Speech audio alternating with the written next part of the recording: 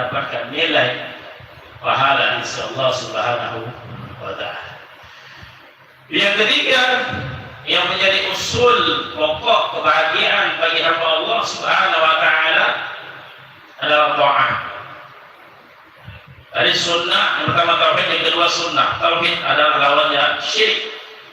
Sunnah, kalau tidak beramal dengan sunnah, dia pasti akan melakukan yang namanya amalan yang tidak dilandaskan kepada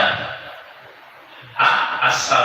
Artinya amalan yang tidak ada dasarnya, landasannya, atau dengan kata lain bid'ah. Ini sudah pasti. Kalau tidak sunnah pasti kemarin. Itu konsekuensinya. Ya, nggak ada selain itu. Yang ada cuma dua, tauhid, syirik. Sunnah, bid'ah.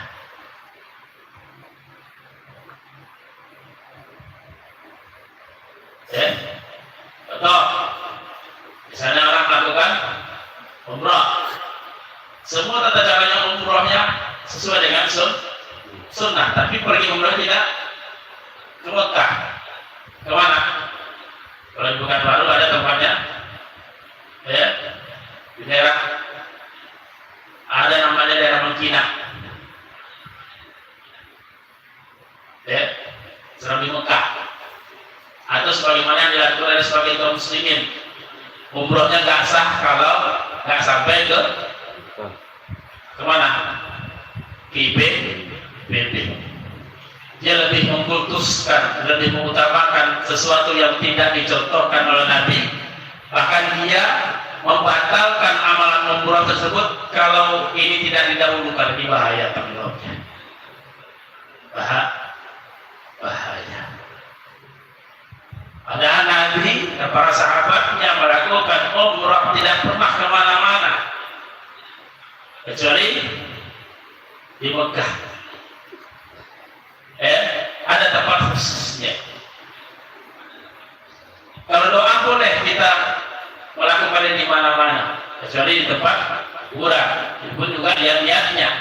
Kalau niat yang mendoakan kasih baik termasuk bagian daripada sunnah, tapi kalau meminta kepada sebaik itu juga bukan merupakan sunnah.